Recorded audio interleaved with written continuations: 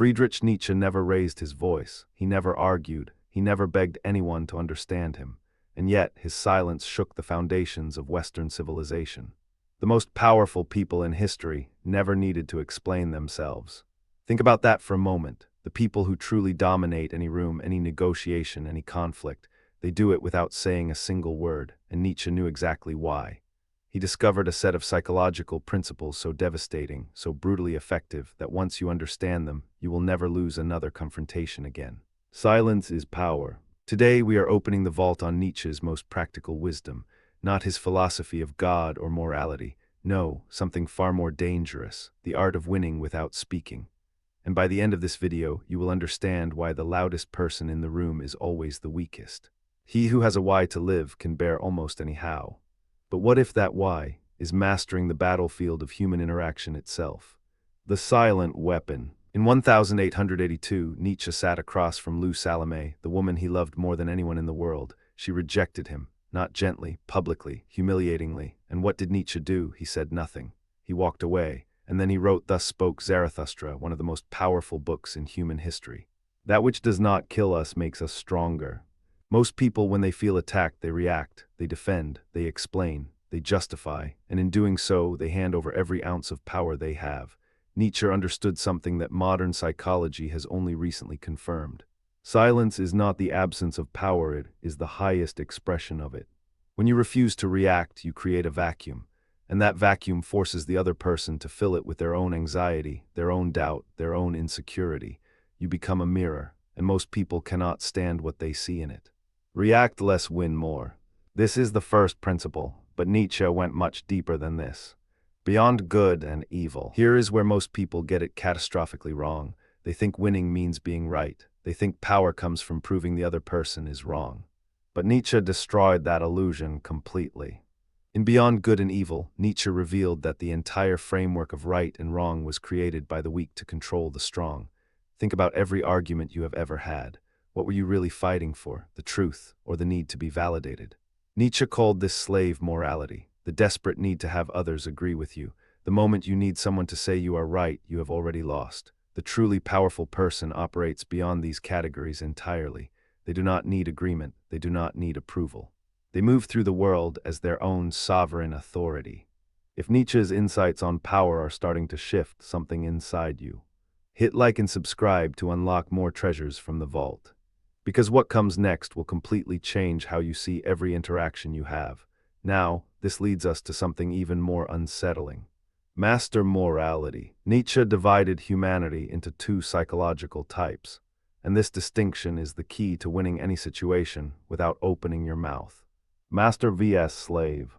The slave type reacts, they complain, they seek pity, they try to guilt others into submission. The master type, they create, they define their own values, they do not wait for permission or validation. Now pay close attention because this is where it gets practical. When someone insults you and you fire back, you are operating in slave morality. You are reacting to their frame, you have entered their game. Whoever fights monsters should see to it that in the process, he does not become a monster. But when someone insults you and you simply look at them with calm indifference, maybe even a slight smile, something extraordinary happens. Dominance. You have just demonstrated that their words have no power over you, and in that moment everyone watching knows who the stronger person is.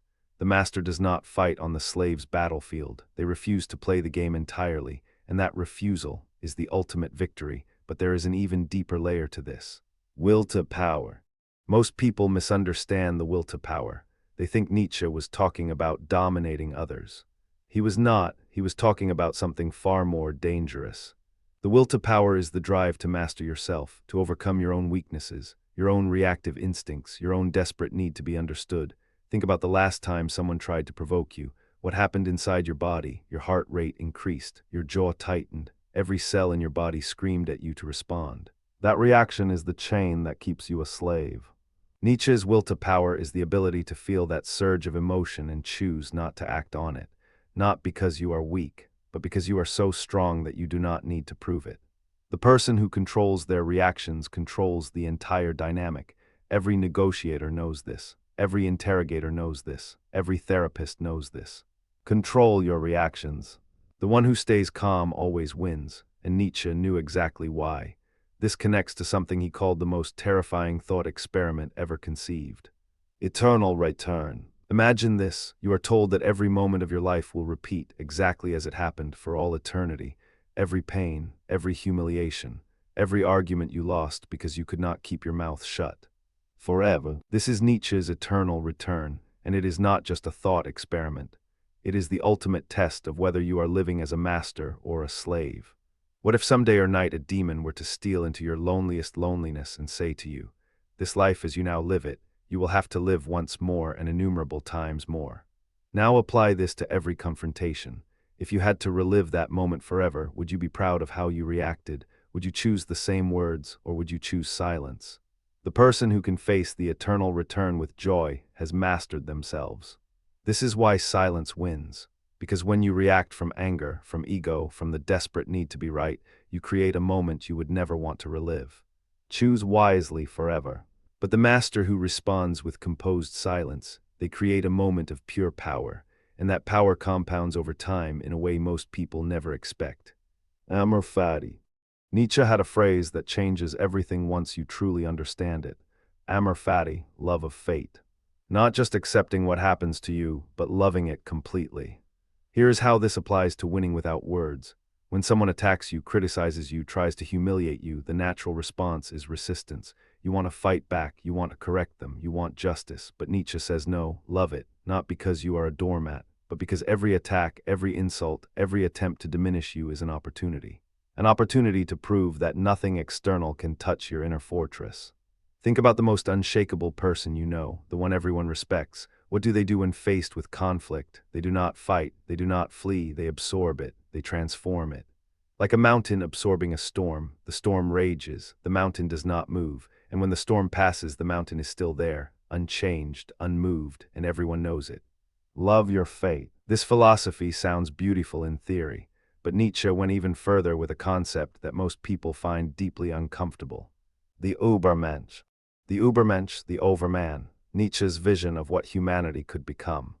And it is not what you think. The Übermensch is not a superhero, not a dictator, not a genius. The Übermensch is someone who has completely transcended the need for external validation. Man is a rope tied between beast and overman, a rope over an abyss. Every time you argue to prove your worth, you are the beast.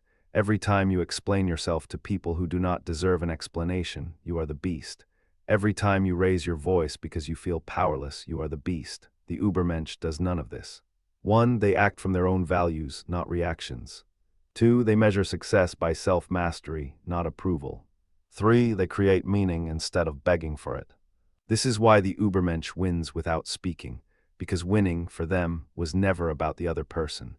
It was always about becoming something greater than what they were yesterday. The goal is not to defeat others, but to transcend the need to defeat anyone. Now, let me show you how to actually apply all of this in your daily life. Power of presence. Nietzsche understood something that neuroscience has only recently proven. Your body communicates more powerfully than your words ever could. When you enter a room with composed silence, with unhurried movements, with steady eye contact, you are broadcasting a message louder than any speech. Calm, composed, commanding. Studies at Princeton University found that people form judgments about competence and trustworthiness in less than 1/10 of a second. Not from words, from presence. Your body speaks volumes before your mouth ever opens. Think about the most powerful leaders in history. Abraham Lincoln was known for his long, deliberate pauses. Queen Elizabeth rarely spoke first in any meeting. Nelson Mandela would sit in silence while others argued, and then speak once with devastating precision. The snake which cannot cast its skin has to die. They understood what Nietzsche taught, that true authority is not claimed through volume, it is demonstrated through restraint. Restraint. The person who speaks less is listened to more, the person who reacts less is feared more, and the person who needs nothing from anyone controls everything. But knowing this is only half the battle. Daily warfare. Let me make this concrete, because philosophy means nothing if you cannot use it. Starting tomorrow, these 5 shifts will change everything. First, when someone criticizes you, wait 3 full seconds before responding. In most cases, you will realize no response is needed. Second, when you feel the urge to defend yourself, ask one question instead. Why do I need this person to understand me? Third, in every meeting, every conversation, speak 20% less than you normally would. Watch how people start leaning in to hear what you have to say. Fourth, when someone tries to provoke you, maintain eye contact and say absolutely nothing. Let the silence do the work. You will be amazed at how quickly they crumble. Fifth, before every interaction, remind yourself of the eternal return. Will you be proud of this moment forever? These are not just ideas, they are weapons of psychological mastery. Nietzsche did not write philosophy for libraries. He wrote it for the battlefield of daily life, and now you are armed. But there is one final piece that ties everything together. Silent victory. Here is the truth that Nietzsche spent his entire life trying to tell us. Freedom. Real freedom is not the ability to say whatever you want. Real freedom is the ability to not need to say anything at all. The individual has always had to struggle to keep from being overwhelmed by the tribe. Every word you speak in anger is a chain. Every justification is a confession of weakness. Every argument you win through volume is a battle lost through character. Silence equals victory. The silent victory is the only real victory, because it is the only one where you win without losing a part of yourself. Think about it. When you argue and win, what do you gain? A moment of satisfaction. When you stay silent and let your presence speak, what do you gain? Permanent respect and unshakable authority in every room you enter. Nietzsche lost his mind at 44 years old. He spent his last 11 years in silence, but in that silence his ideas conquered the world. His silence was not defeat, it was his final and perhaps greatest victory. Nietzsche gave us a roadmap not to dominate others, but to dominate ourselves. Master your silence. The world is full of noise, full of people screaming to be heard, fighting to be right, desperate to be validated, and in all that chaos, the person who stands still, who stays quiet, who refuses to play the game, that person holds all the power, because they have discovered what Nietzsche knew all along. He who would learn to fly one day must first learn to stand and walk and run and climb and dance. You do not win by being louder. You do not win by being smarter. You win by being so deeply rooted in who you are that nothing and no one can move you.